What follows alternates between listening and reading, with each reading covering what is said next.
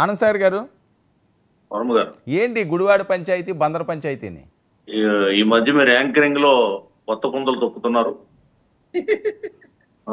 బాగా రాటు తేలారు.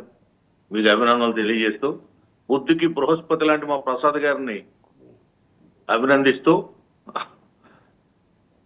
ఇప్పుడు గుడివాడ బందరు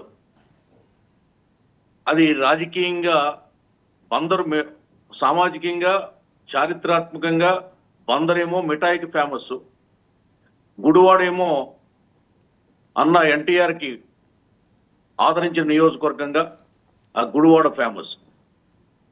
అటువంటి రెండు స్థానాలు, రెండు ఊర్లు వివాదాలకు, అప్రజాస్వామికమైనటువంటి మాటలకు ఒక నిలయంగా మారిపోయినాయి. 39% ఓట్లు ఉన్నాయి మాకు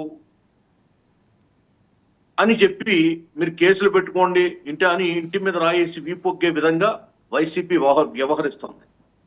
కానీ మేము రెచ్చగొట్టే వాళ్ళ కవ్వింపు చర్యలకు మేము రెచ్చిపోకుండా ప్రభుత్వాన్ని చాలా సంయమనంతో నడుపుతూ, అభివృద్ధిని, సంక్షేమాన్ని అమలు జరుపుతూ, ఈవేళ విద్యారంగంలో అనేకమైనటువంటి విప్లవాత్మకమైనటువంటి మార్పులు తీసుకొస్తూ సమాజాన్ని శాంతియుతంగా బ్రతికే విధంగా ముందు మా ప్రయత్నం కొనసాగుతుంది.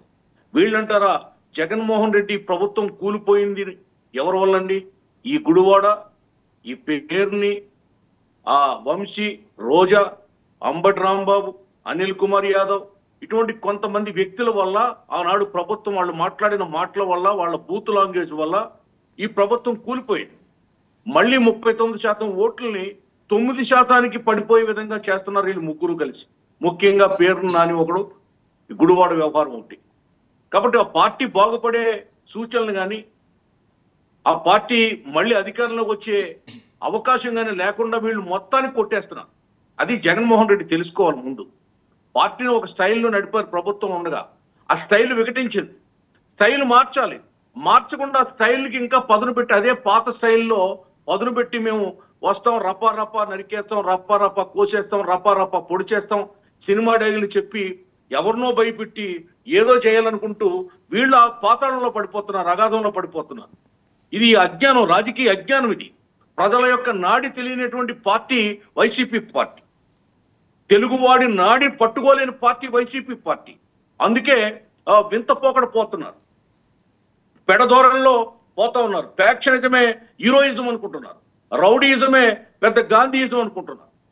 ఇవి కాలం చెల్లిపోయినటువంటి పాత పద్ధతుల్ని పునరుద్ధరించి పదును పెట్టి ప్రజల మీద నుంచి నడుచుకుంటూ వెళ్ళాలి, తొక్కుకుంటూ వెళ్ళాలి, తలకాయల నుంచి తొక్కుకుంటూ వెళ్ళాలి, మామిడి పళ్ళ మీద తొక్కుకుంటూ వెళ్ళాలని ఈ పార్టీ నాయకులు, పార్టీ పెద్దలు ప్రయత్నం చేసినంత కాలం కూటమి ప్రభుత్వానికి డోకా లేదు.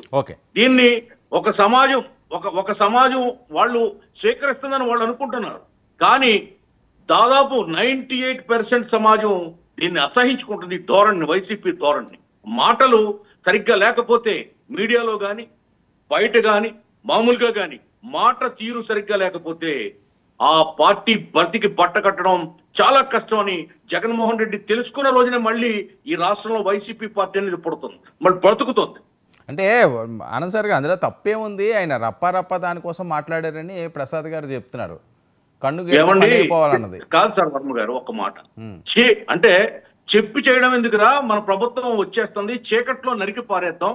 ఎన్నిసార్లు రా మీరు మురుగుతారు, ఎన్నిసార్లు రప్పారప్ప అంటారు? ఆ డైలాగ్ ని చెప్పిందే చెప్పరా, పాచిపళ్ళ దాసరే అన్నట్టుగా అత్తమోన డైలాగ్ ఎందుకురా? చీకట్లో నేను కన్ను కొడతాం, మన గవర్నమెంట్ వస్తుంది, చీకట్లో వేసేయండి, అందరినీ సఫా చేసేయండి, అందరినీ పీకులు తీసేయండి, తలలు తీసేయండి, మెడలు నరికేయండి. ఇదే సార్ ఇచ్చే సందేశం ఒక మాజీ మంత్రి? ఇదే సందేశం? కన్ను కొడితే మొత్తం స్మాష్ అయిపోద్దా రాష్ట్రం అంతా? ఇతర వాడికి ఇంకేం లేవు, మాకు జవసత్వాలు లేవా? నీ గవర్నమెంట్ ఎప్పుడు వస్తుంది? 2029లో గవర్నమెంట్ వస్తుందంట, అంటే 4 ఏళ్ల తర్వాత. పకటి కళలు. వై నాట్ 175 అన్నది నువ్వు నిరూపించుకోలేకపోయావు. 11 సీట్లకు పడిపోయావు. 24, 29 ప్రభుత్వం వస్తుంది, చీకట్లో కన్ను కొడతాను, ఆ కన్ను కొడితే మీరు సఫా చేసేయండి మొత్తం అన్నంటే పేదవాడి పేదవాడి నోటి దగ్గర కూడుని కొల్లగొట్టినటువంటి ఒక అవినీతి పరుడు ఈ తొర్రి పళ్ళ పేరుని నాని అని ప్రజలు చెప్పుకుంటున్నారు. ఓకే, ఓకే, నేను విమర్శించట్లేదు, ప్రజలు అంటున్నారు తొచ్చిపళ్ళ నాని తొర్రి పళ్ళ నాని అని అంటున్నారు. ఏమిటి బూతు మాటలు, ఈ పాచి మాటలు ఏంటి? తప్పు కదా. చిన్న సబ్మిషన్ చెప్పండి చెప్పండి. మాటకొస్తే మీరు పెద్దవారు, మీరే న్యాయం చెప్పవలసిన వాళ్ళు. ఎందుకంటే గతంలో మీకు ఎలక్షన్ ఇంకా డిక్లేర్ అవ్వలేదు, అవ్వక మునుపు లోకేష్ గారు ఏకంగా రే కట్రాయలతో పరిగెట్టిస్తాం, చెమిడీలు వచ్చేస్తాం, అంతకంత చేస్తాం, తర్వాత రెడ్ బుక్ రాజ్యాంగం వస్తుంది, మీ అంతృత్వం ఫ్లెక్సీలు మీరు పెట్టారు కదా. ఇప్పుడు మరి మీరే మాకు సబు చెప్పవలసిన వాళ్ళు, మీరే ఆ మాటలు చెప్తే ఎలా సార్? అవన్నీ ఒకసారి ఎలక్షన్స్ ముందు జరిగినవన్నీ మనం మర్చిపోతే ఎలా?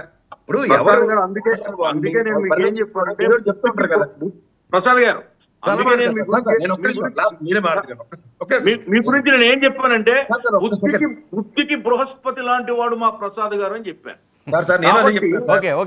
నిజంగా మాటల పోటీ పెట్టుకుంటే